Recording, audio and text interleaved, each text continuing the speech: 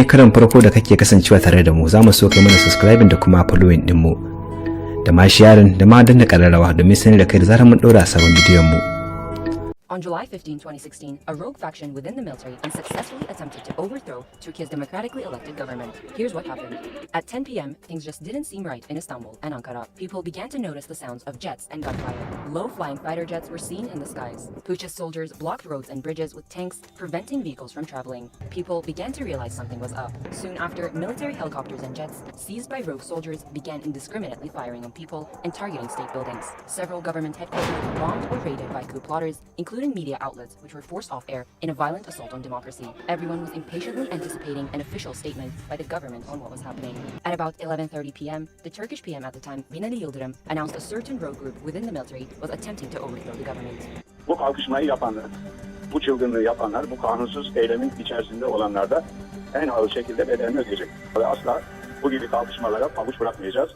He called the attempt illegal and said those involved would be gravely punished. Meanwhile, the Turkish armed forces announced it didn't support the coup attempt. At 12:13 a.m., Puçhist then used the country's public broadcaster TRT to announce martial law and a curfew, claiming the political administration has lost all legitimacy and has been forced to withdraw.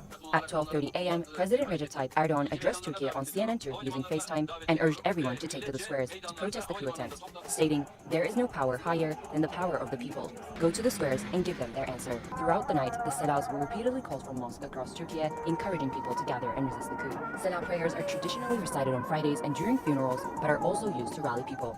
Turks across the country flocked to the streets and squares in defiance of the coup, even as the Puçhist attacks on civilians and public buildings were intensifying.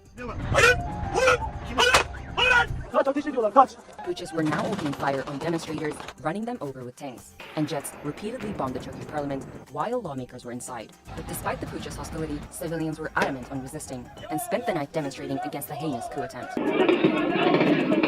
At 3:20 a.m., Erdogan landed in Istanbul. Meanwhile, police forces carried out several operations that night, and in a couple of hours, police began detaining Puçhists and taking back control of seized areas. The attempted coup was orchestrated by a terror group called FETÖ, whose leader is US-based Fethullah Gülen. Government and civilian action thwarted the coup attempt in just a couple of hours.